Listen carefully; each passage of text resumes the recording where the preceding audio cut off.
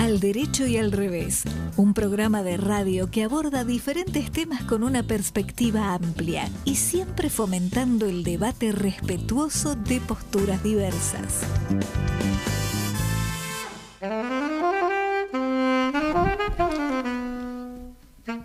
¿Qué tal? Buenas tardes, ¿cómo andan? Este es el programa número 413 de Al Derecho y al Revés. Y aquí estamos con Mercedes Jones, supliendo de alguna manera, imposible de suplir. Pero no hay manera de suplir. No hay manera de suplir. Acompañando en el piso la ausencia de Marta. Ay, mirá, estás poética, muy bien. La ausencia de Marta Ollanarte. Es una fecha un poco especial. Queremos empezar el programa con un total derecho. Ya tendremos revés. Lamentablemente la Argentina nos da mucho. Nuestro querido país nos da todo el tiempo revés. Sí, el mundo, ¿no? También, pero la Argentina un poco más. Pero, ¿por qué es una fecha especial para nosotros? Porque ayer, 24 de agosto, en homenaje en la fecha de nacimiento de Jorge Luis Borges, el Congreso de la Nación estableció hace unos cuantos años, hace 13 años más exactamente, el Día del Lector.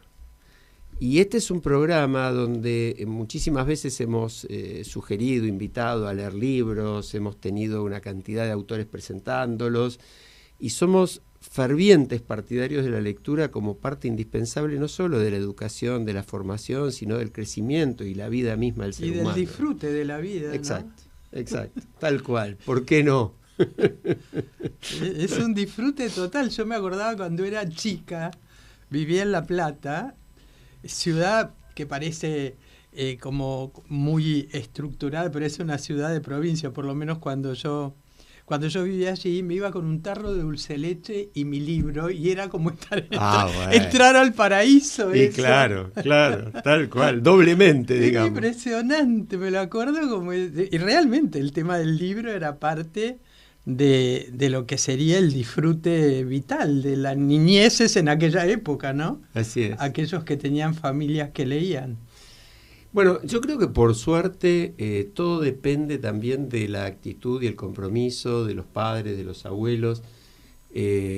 Nosotros tenemos la suerte de que nuestros nietos, muchos de nuestros nietos por lo menos, son lectores entusiastas y tiene mucho que ver con eso, con acercarlos a ese mundo maravilloso, a ese crecimiento interior, a ese descubrimiento, a ese sumergirse en otras vidas, en otros mundos, que despiertan el propio, ¿no? Es algo irreemplazable la lectura. Total, yo me hacía referencia a las familias que nunca tuvieron biblioteca. Los chicos que nacen en esas familias donde no hay libros disponibles, ¿no? Tal cual. Y ahí Agustín Salvia, que muchas veces lo hemos invitado acá, él justamente define la pobreza con otro condimento que tiene que ver con la falta de estímulo a la creatividad, al juego, al cuento, a la imaginación. Eso es pobreza, no solo no comer bien. Tal cual. Sin ninguna duda es así y no hay manera de despegar tampoco de la pobreza si no es a través de la educación. Y a través de sin la ninguna educación duda. Y en eso los libros. Mira, hay algunas frases, porque la vamos a escuchar a Marta ahora, que nos acompaña, pero hay un libro que lo hemos recomendado muchas veces, Marta lo recomendó varias, El infinito en un junco.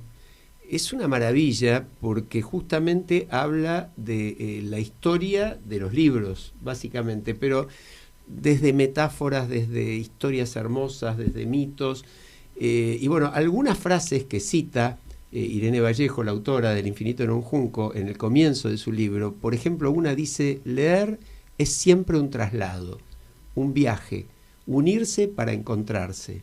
Leer, aun siendo un acto comúnmente sedentario, nos vuelve a nuestra condición de nómadas. Ahí lo está citando Antonio Basanta en Leer contra la nada. Son todas citas, ¿no? Esta otra dice: parecen dibujos, pero dentro de las letras están las voces. Cada página es una caja infinita de voces. Y esto lo toma de Mia Couto, Trilogía de Mozambique.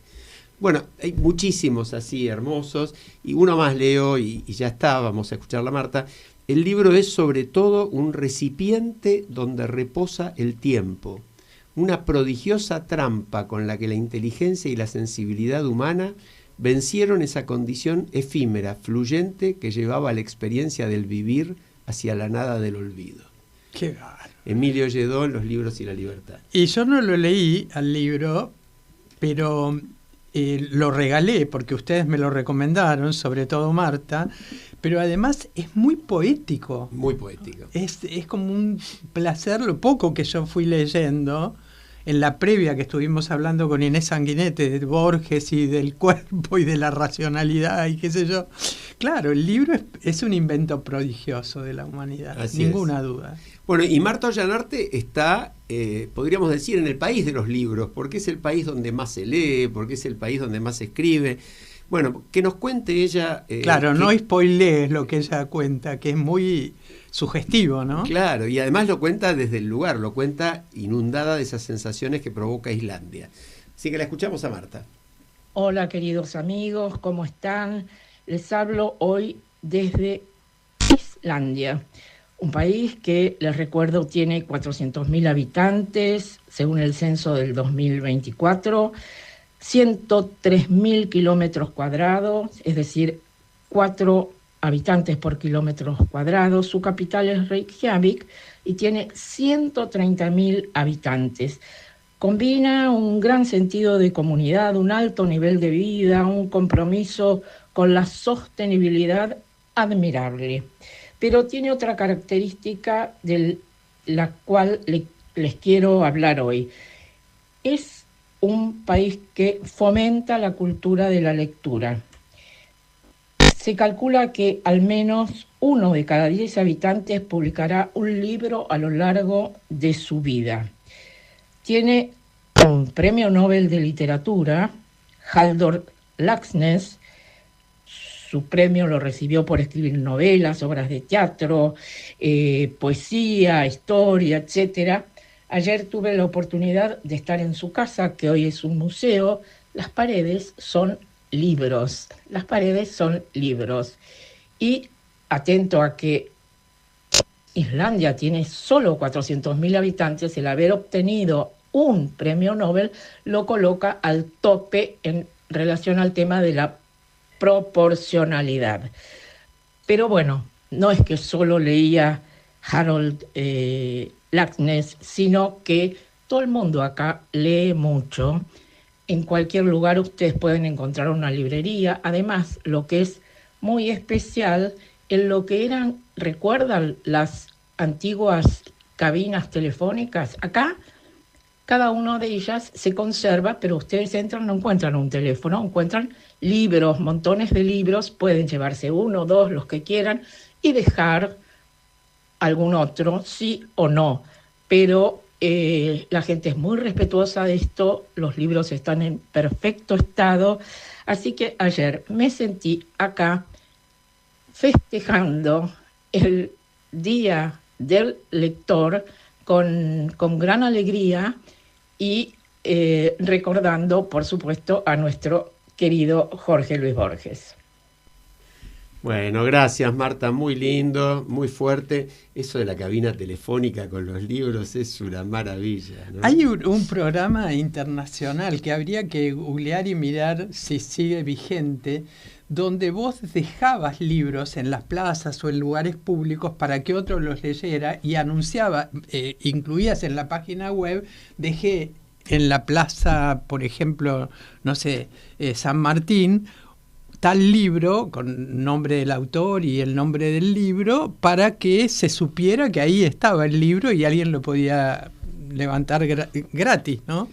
Para promover la lectura. Tempi, diría mi profesor de latín. Sí, pero creo que sería una buena costumbre, ¿no? Y yo tendría un montón para ir dejando porque acumulo libros que después no voy a volver a leer. Entonces sería bueno que circulen. Sería fantástico, sería fantástico. También sería fantástico que en nuestro país pudiéramos hablar de, por ejemplo, en un programa semanal como este, que pudiéramos hacer una suerte de recorrido, balance, de un par de temas claves de la semana, ¿no? Y cada semana pasa exactamente lo mismo. Yo te decía antes de empezar el programa, que, por ejemplo, el fentanilo parece una historia vieja. Sí. Y el fentanilo es una causa que está en pleno desarrollo, donde recién se empiezan a delimitar algunas responsabilidades y todo el trayecto que falta. Pero bueno, el nuevo escándalo, gigantesco escándalo de corrupción que involucra a las más altas autoridades de este gobierno, surgido hace 3 días, y del cual hay un silencio increíble, atronador, dicen muchos, de parte del gobierno, cambió todo el eje de la información. Ahora, es muy loco vivir así, ¿no? Es como que, bueno, uno tendría que sentarse, leer un libro tranquilamente, pero acá te sentás, lees un libro y cuando lo terminaste de leer andás a ver lo que pasó.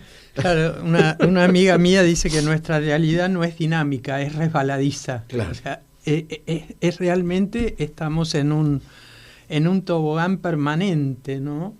El tema es el que no nos suceda esto de la fatiga moral, porque llega un punto donde, más allá de que de este programa fundamentalmente promovemos la esperanza, y aunque no esté Marta, que es la paladina de la esperanza, seguimos en esa tesitura, creo que es agobiante, ¿no? Sí, y sobre todo, vos sabés, entrando, es decir, hoy, por ejemplo, a mí no me interesa personalmente hablar de los detalles de los audios de Españolo, del horror de que haya habido aparentemente, según denuncia quien estaba a cargo de esa agencia, una defraudación al Estado con sobreprecios sobre medicamentos para discapacitados. Uno lo dice y ya se horroriza, parecería. Y se te estruje el alma, ¿no? Sí, tal cual, porque todo el robo, toda corrupción es repugnante, pero robar con medicamentos para discapacitados está como muy en el límite.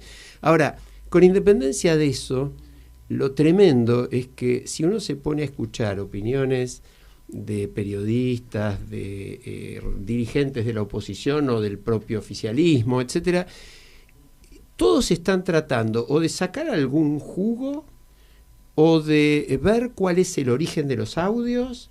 Es decir, en lugar de centrarse en el hecho concreto y claro de que viene el director de la Agencia de Discapacidad, dice, yo vi que está pasando esto, fui y se lo dije al presidente con el cual además estuvo por lo menos 40 y tantas veces en Olivos y 30 y tantas veces en la Casa Rosada, es decir, un amigo del presidente. En lugar de centrarse en ese contenido y en qué pasó, bueno, estamos alrededor, lo mismo que de repente quién sale a hablar de este tema, Cristina Kirchner. Entonces uno dice, me estás cargando. ¿Qué dice Cristina Kirchner? Esto es 5 veces me realidad. Porque uno no puede creer el nivel de hipocresía, pero claro, de flagrante, moral, ¿no? Y ahí te cierro la idea. Y dice, esto es 5 veces vialidad. Entonces uno dice, bueno, entonces está reconociendo que está bien condenada por vialidad. Porque nunca dijo que era inocente, además. Ahora, y del otro lado, ¿qué te dicen? Y no, claro, y no ves que ahí la tenés a Cristina. Entonces, como la tenés a Cristina, no importa que Karina, no importa que mire. No, como que no importa. Yo pienso lo mismo en un caso que en el otro. ¿Por qué pensaría distinto? Claro, esto de la doble vara, La ¿no? doble vara. Que cuando la corrupción viene del lado de los que con quienes te sentís identificado ideológicamente, bueno, miro para otro lado. Tal pero cual. cuando es del contrario, ahí sí, ¿no? Sale el republicanismo ético y ahí toda está lo que vos dijiste, Mercedes, recién. Eso es lo que produce un profundo cansancio moral. Y entonces de pronto escuchás a la gente, los noteros que entrevistan gente en la calle, la gente que en general se enteró, porque estas son noticias que circulan mucho, dice, y bueno, y la verdad que antes no sabía a quién votar y ahora creo que no voy a ir a votar. Este es un poco el resumen del efecto que esto produce. Como vos decís, o la banalización, o la naturalización, o el decir, y bueno, ¿qué le voy a hacer? No puedo cambiar nada. Y ahí viene el horror, es decir, al Creo revés. que sí se puede cambiar. Se puede, claro Alejandro. que se puede. Y una de las cosas que comentábamos con vos hace un ratito es que siempre hablamos de corrupción, pero que habría que empezar a, ¿cómo puedes ir a balancear, sobre todo desde este programa, con lo que es integridad? Y hay un filósofo israelí que que lo citan mucho, que habla de la sociedad decente. Ajá. Él es Avishai Margalit, por si acaso lo quieren googlear. Y es muy interesante el análisis que él hace de cómo lograr una sociedad decente. Y por lo pronto, él plantea sociedades donde no se humille al otro. A mí me pareció, por un lado, insólito, porque nunca se me hubiera ocurrido el tema del humillar al otro como un condimento para generar todo tipo de males éticos, ¿no? De malas prácticas. Y estamos viendo este maltrato y esta humillación desde hace años, y como vos decías, ¿no? Uno medio que se acostumbra y dice, bueno, es una manera, es marketinero, los jóvenes les gusta, ¿no? La cosa así de la oposición ruda y grosera, etcétera, etcétera, pero verdaderamente nos está haciendo mal a todos, ¿no? Porque Lo que es pasa como es que irrespirable este nivel de falta de ética. es cuando todo gira en torno a la descalificación y al insulto, y bueno, la ley desaparece, y la clave de una democracia es la igualdad ante la ley. Es decir, si no somos iguales ante la ley, si el que las hace no las paga, y no hay chance, ¿no? Y no solamente en materia de corrupción, en todas las materias. Ahora que estamos, me desvío un minuto, pero ahora que estamos con todos estos temas de crímenes, porque son crímenes, lo hemos tratado en el programa con una fiscal, inclusive a principios de este año, utilizando imágenes digitales, por ejemplo, para generar cosas pornográficas con la cara de niños o niñas, sí, etcétera, etcétera. Bueno, ¿por qué pasan esas cosas? Porque nadie tiene en claro que va a tener que responder. Si los padres de un chico que hace una cosa así supieran que esto les puede salir 5, 10, 15 o 50 millones de pesos, posiblemente no pasarían, porque eso es lo que tendría que pasar, que indemnicen los daños. Si los corruptos tuvieran que indemnizar los daños, si los señores de Droguería Suiza Argentina, que pasaron de 3.900 millones de pesos como proveedores del Estado a 108.000 millones de pesos en contratos con el Estado, esto es un dato objetivo, esto es realidad, multiplicaron por 30 o más, habría que hacer bien la cuenta, su relación con el Estado. ¿Cuándo? Durante este gobierno. Bueno, bárbaro, si el señor Lázaro Báez hubiera tenido que, ahora, bueno, se quedará sin nada de lo aparente, habrá que ver todo lo que está escondido. Este es el problema. Ahora, si cuando la impunidad, es uno, ¿no? claro, la impunidad, claramente. Ahora, si cuando es el mío, bueno, habrá algún motivo, en realidad, y sí, hay que ver, esto es falso. Ahora, cuando es el del otro, por la mitad de eso, hay que estrangularlo en la plaza pública, y ahí estamos complicados, ¿no? El tema de la posibilidad, veníamos hablando con vos, ok, la realidad es que no hay que espolear lo que va a hablar Charlie, pero está enquistada en los lugares más insólitos la corrupción en nuestro país. Es un sistema. Y la pregunta Exacto. que uno se hace es cómo se erradica, y la respuesta que dan todos, aquellos desde la historia y desde la tradición de nuestro país hasta las personas que están en este momento buscando información, es a través de la educación. No hay otra forma. De la educación. Ahora suena largo, ¿no? Como procesos largos. Es la única manera de sostenerlo en el tiempo. En los lugares que se hizo hay que sostenerlo en el tiempo con educación. En el mientras tanto tienen que funcionar las instituciones y los organismos de control. De eso vamos a hablar en la segunda parte del programa. Parece que lo hubiéramos elegido al invitado, ¿no? Como si hubiéramos anticipado lo que íbamos a estar viviendo en este momento. Sí, es decir, no lo sabíamos. Le aclaramos a la audiencia que obviamente sabemos que tenemos un problema de corrupción sistémica hace mucho tiempo, pero no que este iba a ser el tema excluyente de estas horas.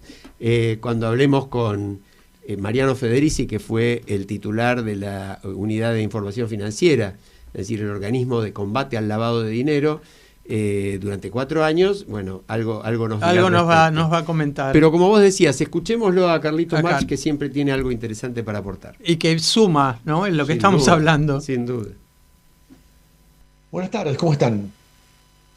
Quisiera hacer una reflexión acerca de los hechos de corrupción que están afectando al gobierno de Javier Milei, a partir de las escuchas que se hicieron públicas, donde Diego Españolo, el ex titular de la Agencia Nacional de Discapacidad, hace referencia a hechos de corrupción en ese organismo. Y me gustaría hacer un paralelismo con otro caso que ocurrió durante el gobierno de Mauricio Macri, donde el entonces titular de la aduana, Juan José Gómez Centurión, que estaba investigando hechos de corrupción en la aduana, fue denunciado a través de un anónimo, y la respuesta de Mauricio Macri, en lugar de sostener al funcionario que estaba investigando hechos de corrupción en el rol, lo suspendió durante meses hasta que la justicia investigara, y la justicia investigó y no comprobó ninguna de las acusaciones que se sostenían en ese anónimo. Por lo tanto, después de meses fue repuesto en el cargo. En ese momento muchos dijimos que si la actitud del presidente iba a ser separar a cada funcionario que investigaba corrupción a partir de anónimos, iba a ser un festival de anónimos para que se separaran a los funcionarios que investigaban corrupción. Aquí daría la sensación que pasa exactamente lo mismo, ¿no? Aquí no es denunciado Españolo, sino que a partir de unas escuchas, Españolo hace referencia a un hecho. La trascendencia pública de este hecho obviamente desata una investigación judicial, y Españolo tendrá que avalar, refrendar, sostener esta descripción de corrupción en el organismo, y una vez que la justicia investigue, se verá si Españolo era parte o no era parte, y recién allí me parece que hay que tomar la decisión de qué hacer con Españolo. De hecho, se lo separó provisoriamente hasta que la justicia investigue. Entonces, de nuevo, tenemos una persona que hace pública o se hace pública una conversación sobre un hecho de corrupción, y lo primero que hace el gobierno es separar a esta persona, que en este caso sí estaba denunciando, no era denunciada, estaba haciendo referencia a un episodio de corrupción en el organismo.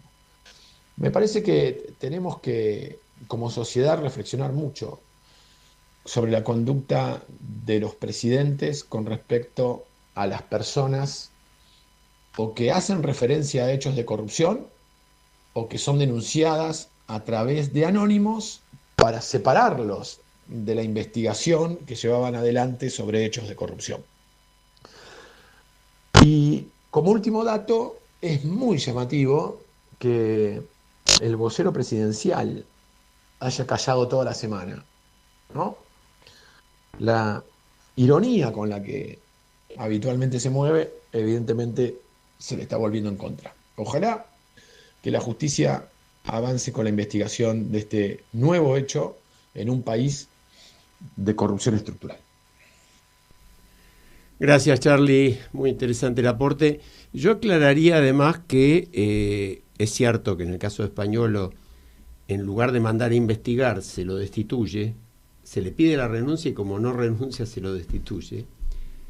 Pero me parece que también está claro que es alguien que hace ese tipo de denuncia, va y le dice al presidente, el presidente no hace nada. Bueno, también tiene una responsabilidad como funcionario público, ¿no? Y eventualmente es autor, si se confirmara que todo esto es así, de un delito de incumplimiento del deber de funcionario público. Lo cual no quiere decir que no pueda tener un rol muy importante en el proceso. Para eso está la figura del arrepentido. Eso va en línea con lo que vos dijiste, Mercedes. ¿Por qué es tan importante el arrepentido? ¿Por qué es tan importante la extinción de dominio? Temas que hemos tratado muchas veces en el programa. Justamente porque frente a un sistema corrupto, vos necesitas ir destrabando las piezas más débiles para llegar a las más grandes, ¿no? Y esto aplica a todos los gobiernos. Sí, y lo que planteaba Charlie, que yo no lo quería espolear, pero a mí me parece que es un concepto que tenemos que grabarlo para desarticularlo, que es, estamos viviendo en un país cuya corrupción es estructural. Y por eso nosotros charlábamos con vos, Alejandro, de una periodista, Florencia Halford Kaskman, que escribió un libro con signo de pregunta, La corrupción mata, y analiza allí todos los casos que nosotros llamamos de accidentes o siniestros que terminaron siendo consecuencia anunciada de procesos de corrupción. Bueno, ahora tenemos el fentanilo. El ¿no? fentanilo, Justamente bueno, es uno más, ¿no? Es uno más de una magnitud muy importante. Bueno, la tragedia de Once es lo primero que a uno se le viene a la cabeza. Sí, hay decenas de casos, pero además la corrupción no mata solamente en forma directa, ¿no? Mata por omisión, mata por las consecuencias. Matan las rutas.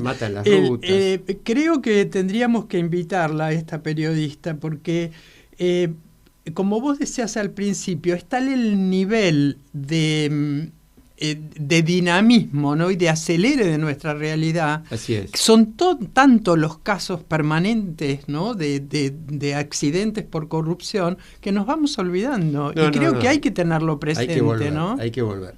Bueno, ya lo tenemos con nosotros a Mariano Federici, lo hemos anunciado hace un ratito, además de la difusión del programa. Así que nos vamos a una brevísima pausa musical. En este caso hemos querido retomar un poco de bello folclore argentino para suavizar. En un minuto y volvemos.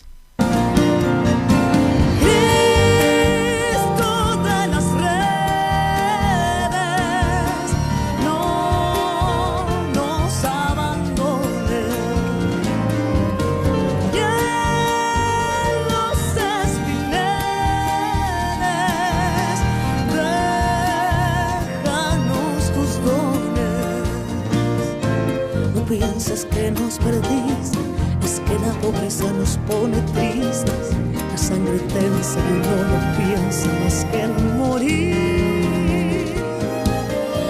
Agua del río bien, llévate pronto este canto lejos, está aclarando y vamos pescando para vivir. Agua del río viejo, llévate pronto este canto lejos, que está aclarando y vamos pescando para vivir.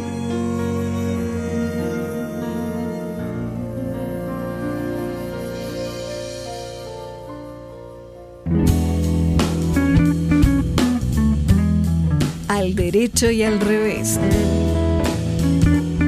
Un programa que invita a pensar con la mente abierta sobre los temas actuales, políticos, institucionales, judiciales, económicos, sociales, científicos y de interés general. Bueno, estamos de vuelta. Oración del Remanso, bellísima versión de Soledad con Lito Vitali.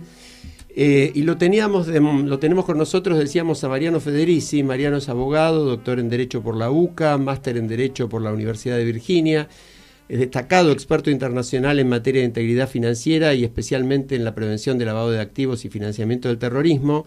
Fue titular de la Unidad de Información Financiera en la Argentina, el organismo de control más importante.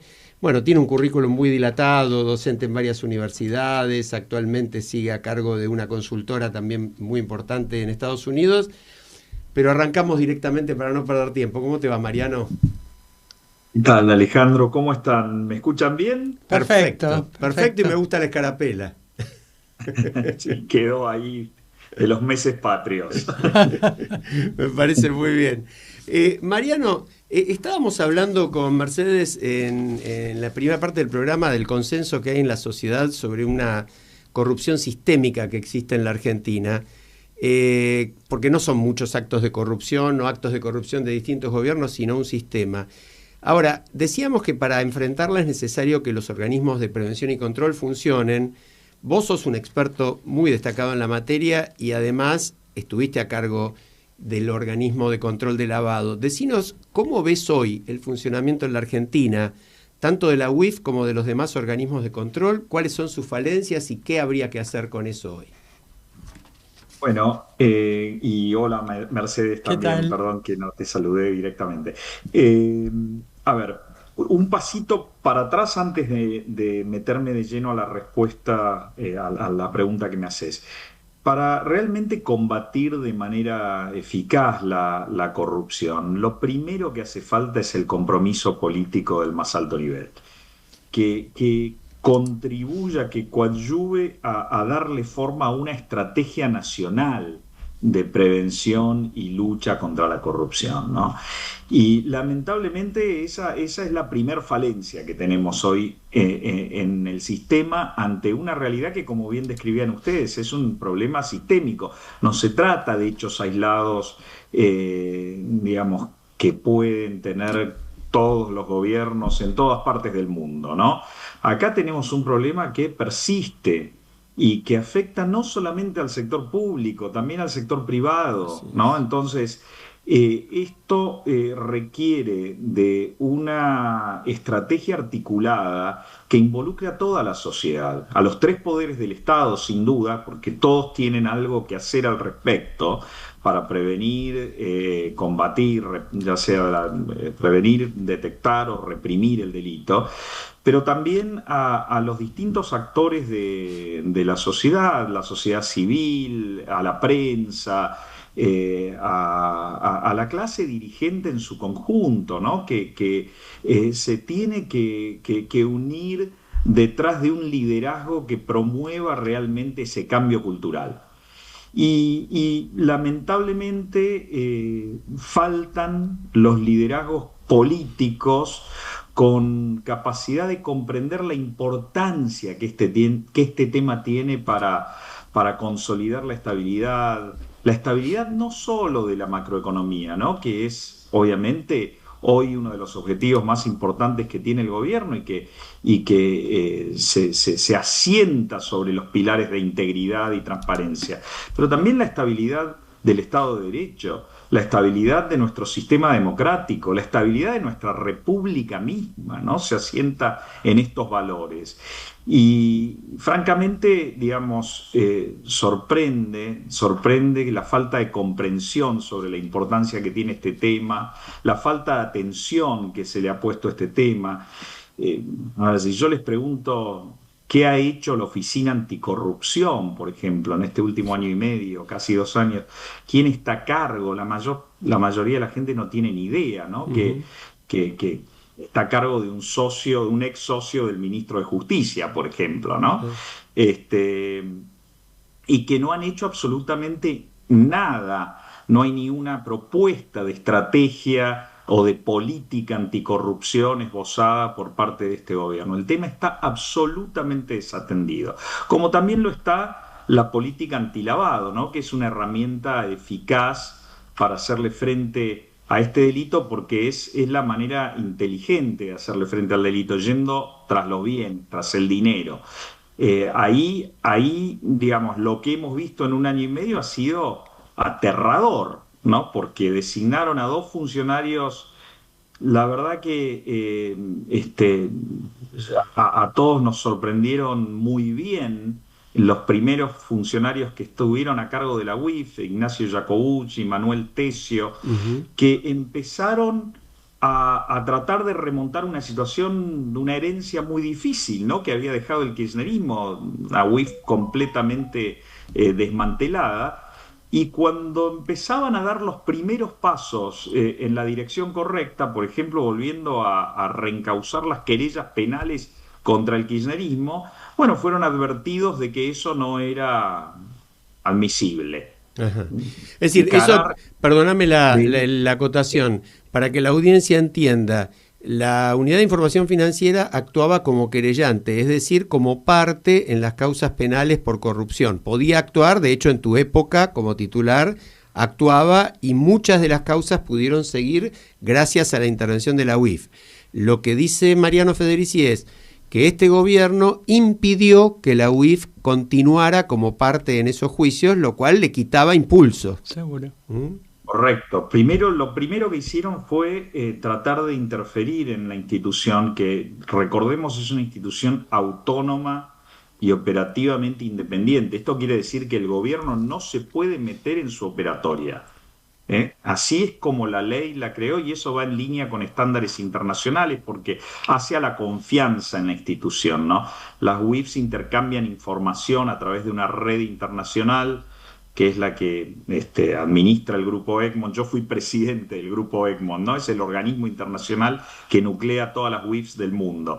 Pero ese intercambio de información financiera, ¿no?, que se da en esa red depende de la confianza en que la información no va a ser usada con fines políticos o persecutorios, sino que va a ser usada para la búsqueda de la verdad y el avance de la justicia. Y lo primero que hicieron fue interferir en la autonomía para tratar de, frenar posibles avances en materia de corrupción, con órdenes directas, ¿no?, que bajaban del ministerio, después de la oficina de Santiago Caputo, advirtiendo a los funcionarios de que no estaba permitido impulsar querellas contra funcionarios públicos. Dijeron, no queremos más denuncias contra PEPs. PEPs son personas expuestas políticamente.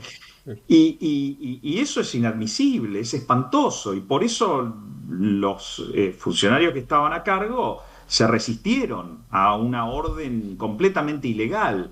Y bueno, por resistirse fueron echados. Fueron empujados hacia afuera, forzados a renunciar, ¿no?, bajo la amenaza de empezar a armarles carpetas de una cosa absolutamente desagradable, inventándoles causas de que estaban gastando de más con pasajes de avión, absolutamente falso, porque todos los viajes, la parte administrativa sí la controla y la gestiona el Ministerio de Justicia, entonces todos los viajes estaban informados y aprobados por el Ministerio de Justicia. Marcelo, pero bueno, ahí me parece, ¿dijiste algo? Mariano, perdón, yo cambio con M. Bueno, empezaba con M y terminaba con O, estaba cerca, digamos. Cambio los nombres, es una de mis virtudes. Bueno, dijiste algo que creo que me parece como práctico retomar. Vos planteaste que había que generar una articulación estratégica entre una serie de actores, entre ellos sociedad civil y demás. Pero si vos tuvieras que hacer un mapeo estratégico de quiénes serían aquellos, aquellas instituciones que habría que convocar primero, ¿cuáles incluirías en ese mapeo estratégico de actores, llamémoslo, para detener la corrupción en nuestro país? ¿O cómo empezaríamos? Sin duda que los organismos de control son claves, ¿no? Justamente por la autonomía con la cual, con la cual han sido dotados la FIP, ahora ARCA, la UIF, la Oficina Anticorrupción, porque además son los colaboradores a los cuales la justicia acude también para el avance de las investigaciones penales. Y tienen un rol muy importante en materia preventiva. Fíjate, en el caso de la UIF, por ejemplo, regula, ¿no?, al sistema económico y financiero para justamente prevenir hechos de corrupción. Lo mismo que la OA también, con toda la parte preventiva que realiza en materia de declaraciones juradas, ¿no? Pero la articulación de esos organismos, por más importantes que sean, dependen de un liderazgo político del más alto nivel. Por eso yo decía, lo más importante, el punto de partida inicial, es el compromiso político de alto nivel que tiene que venir de los liderazgos políticos, fundamentalmente de quien está a cargo del gobierno. Ahí está la responsabilidad principal.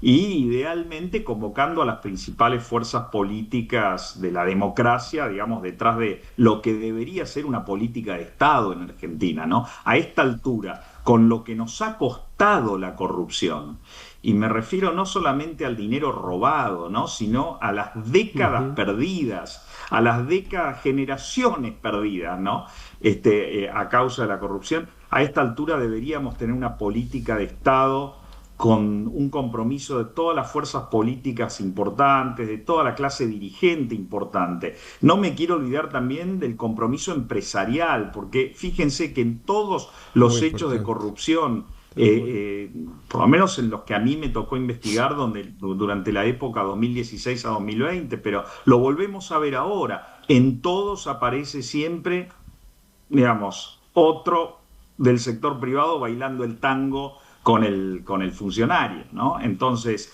tiene que haber también de una vez por todas el compromiso empresarial, porque esto atenta de manera directa sobre la capacidad del país de atraer inversiones. Claro. Miren, el otro día... Tal cual. Eso es lo que quería que profundices un poquito. Cosas como las que están ocurriendo estos días, ¿no? Acusaciones de este nivel. Cuando además estamos hablando de que toda sensación que uno tiene es que no podés entrar en ningún tipo de negocio o actividad comercial de las características que involucre algo del Estado, si no es a través de la corrupción. ¿Eso cómo juega respecto de la posibilidad de inversiones extranjeras, por más que haya equilibrio fiscal, por más que la inflación baje, por más que la orientación sea pro inversiones? ¿Eso tiene un efecto? Vos que lo sabés como experto internacional. Absolutamente, Alejandro. Yo estoy en contacto permanente con los abogados que lideran los departamentos de América Latina en estudios importantes de Estados Unidos, y todos te repiten lo mismo. Todo muy bien, la parte económica, pero la confianza va a venir cuando se consolide la parte institucional y la seguridad jurídica. Porque eso es lo que busca un inversor, sobre todo el inversor, no el inversor financiero, obviamente. Ahí hay muchísimos que han hecho mucho dinero en estos últimos 2 años apostando al gobierno de Milei, pero bueno, esos son los capitales que golondrinas le llamábamos antes, ¿no? Que entran y salen a la velocidad de la luz. Eso es muy importante, es un termómetro, es una medición, pero eso no es lo que te cambia el destino del país. Nosotros necesitamos apostarle al capital de mediano y largo plazo, al que venga a arriesgar en Argentina, a crear la fuente de trabajo que van a sacar a la gente de la situación de pobreza en la que está sumida. Y esos capitales, justamente por la temporalidad en el riesgo que tienen que asumir, necesitan de reglas de juego claras. Necesitan que realmente el mercado libre funcione con todas las reglas de la sana competencia. Esto quiere decir, yo voy a competir, tengo que saber que voy a poder competir en el marco de la legalidad con personas que también están jugando con mis mismas reglas, no con los que van a tomar atajos, chicanas, porque tienen roce o llegada a la Casa Rosada y van a tener algún privilegio, ¿no? Entonces a mí me sorprende, francamente me sorprende haber escuchado en estos últimos días a algunos de los empresarios más importantes de Argentina hablando de operetas y retuiteando mensajes, digamos, que desvirtúan la importancia o la necesidad de investigar a fondo los hechos de corrupción. Bueno, es una desgracia que hayamos llegado de vuelta a esto, a la necesidad de tener que investigar de nuevo al poder en hechos de corrupción. Pero estando en esta situación no queda otra. Hay que investigar y hay que ir a fondo con la investigación. En ese sentido, la pregunta, te llevo al otro escándalo, que como estamos de escándalo en escándalo nos vamos olvidando. ¿Qué pensás vos que está sucediendo a favor de la anticorrupción con el tema de CryptoGate? A ver, lamentablemente ese tema no se está moviendo en la justicia a la velocidad que debería, a mi juicio. Por lo menos ahora se destrabó en el Congreso la comisión investigadora, que también es vergonzoso cómo tantas fuerzas políticas contribuyeron durante tantos meses a bloquear, ¿no?, una investigación que a todas luces arroja sospechas. Entonces, cuando hay una sospecha, se tiene que investigar, porque eso es lo que genera confianza también. Yo puedo tener un hecho de corrupción, pero si el sistema funciona receptando la sospecha y iniciando una investigación y articulando los distintos resortes institucionales que existen para llegar a la verdad, bueno, tengo hechos de corrupción, pero se investigan y se llega a las últimas consecuencias. Eso pasa en todos los países normales del mundo. Acá en Estados Unidos también hay corrupción, pero el sistema funciona. se investiga, se crean las comisiones parlamentarias, se abren las causas penales y las sanciones son efectivas, proporcionales y disuasivas. Entonces, eso es lo que crea confianza. Pero Mariano, miren, nosotros, sí, lamentablemente... cerralo, dale. No, lo que observo, más allá de los casos concretos, ¿no? Es, como les decía al principio, ¿no? Una acumulación de hechos que revelan un desprecio por la integridad. Yo escribía sobre eso hoy, ¿no? Entonces, de por sí no tener un presupuesto aprobado por ley. Eso es, Sí. digamos, ya el primer principio, digamos, de la falta de compromiso con la institucionalidad. Pero después recuerden, ¿no? Ni bien se arrancó, retrocesos en el régimen de acceso a la información pública, designación de funcionarios carentes de idoneidad, nominación de jueces cuestionados por su falta de integridad. Como les decía, castigos para los que querellan contra corruptos y omisión de denuncias contra los que se sospecha, digamos, están detrás de casos de corrupción. Fíjense, a Massa no se lo denunció. Un año y medio, hablando en todos los micrófonos sobre las sospechas de todo el dinero que se gastó en la campaña y ni una sola denuncia. Y manteniendo a funcionarios de la gestión de Massa en los cargos. Después las trabas a la sanción de ficha limpia. No nos olvidemos de senador detenido en un país vecino por tratar de contrabandear dólares en efectivo después de la sanción de una ley. Sí. Las contrataciones directas a los familiares del presidente de la Cámara de Diputados, ¿no? Del Banco Nación. La sospecha de fraude en la emisión de criptomonedas a principios de este año de la que hablábamos.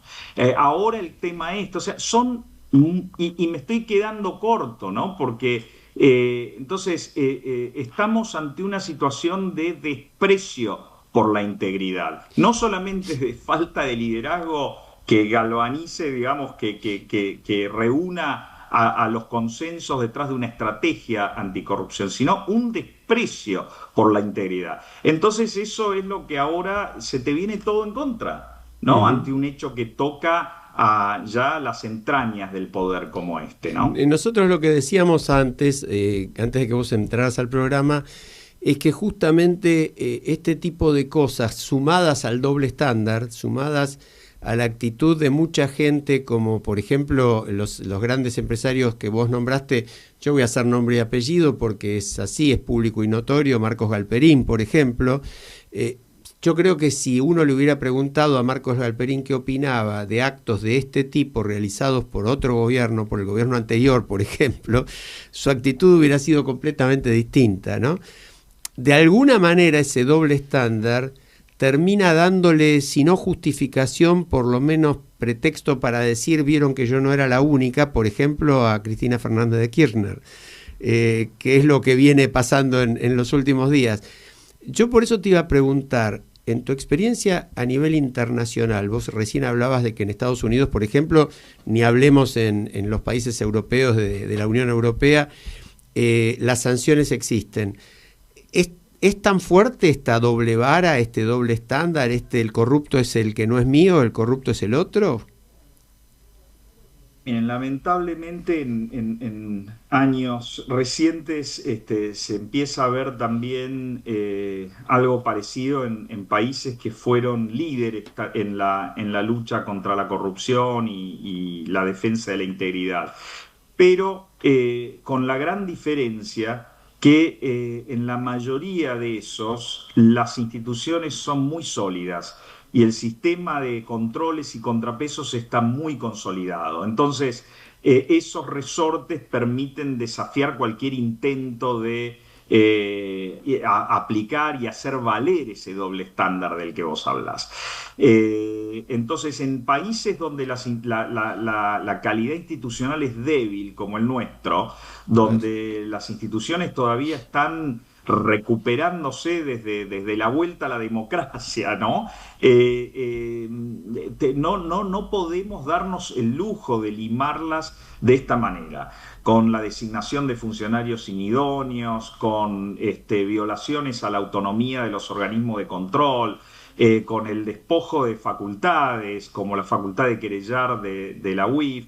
Son todas cosas que terminan creando un daño muy, muy grave a la estabilidad que hablábamos, ¿no? De la seguridad jurídica, del Estado de Derecho, de la institucionalidad, que son todos los pilares sobre los que se asienta la estabilidad macroeconómica que queremos, que el gobierno tiene como objetivo primario consolidar, ¿no? Y con respecto a los empresarios que vos mencionabas, a mí me sorprendió porque justamente de esos empresarios jóvenes, innovadores, que se mantuvieron al margen de esa clase más tradicional de empresarios, sobre todo los de la obra pública, que quedaron muy, muy desprestigiados en décadas anteriores, se espera, yo todavía tengo la esperanza, ¿no?, de que sean esos los que lideren desde el sector privado el reclamo por la integridad, ¿no? Son ellos los que están en condiciones de realmente competir con las reglas del libre mercado, del mercado libre, ¿no? Las reglas de la sana competencia que exigen justamente un nivel de integridad sólido. Así que para mí, si me preguntan, Alejandro, Marcela, se necesita un pacto de integridad en Argentina, un pacto de integridad público-privado que realmente comprometa a todos los actores de la clase dirigente argentina detrás de estos valores. Mariano, ¿hay algún caso, algún ejemplo que vos tengas a nivel internacional, no sé en nuestra región, pero a nivel internacional, que esto haya sucedido, es decir, que se haya recuperado algo de la integridad financiera de un país? Y como, porque no sé si nos va a dar el tiempo, pero quería preguntarte el tema del lavado, ¿cómo estamos con eso? Porque sé que también allí ha habido como, vos hablás de imprudencias, en una entrevista que te hicieron hablar de la imprudencia de los gobiernos. Bueno, primero contestame un poco si hay algún ejemplo como para alentarnos a que tenemos algo para inspirarnos, ¿no? No, hay muchísimos ejemplos de países que han, salido de situaciones frágiles, ¿no?, en materia de integridad, con liderazgos comprometidos, ¿no? Pero, todas las economías sólidas, que uno puede llamar exitosas de alguna manera, le han dado importancia a este tema. Mire, si uno considera nada más los centros de poder financiero más importantes del mundo, ¿no? Nueva York, Wall Street hoy, o Londres en el siglo XIX, el secreto ahí fue la seguridad jurídica. Uh-huh. El secreto de Nueva York son los tribunales de Nueva York y la manera en la cual se aplica la ley en los tribunales de Nueva York. El secreto de Londres en el siglo XIX fue la justicia inglesa, la justicia británica, la seguridad jurídica que daba el poder firmar un contrato y ponerle jurisdicción de Londres a ese contrato en aquellos tiempos.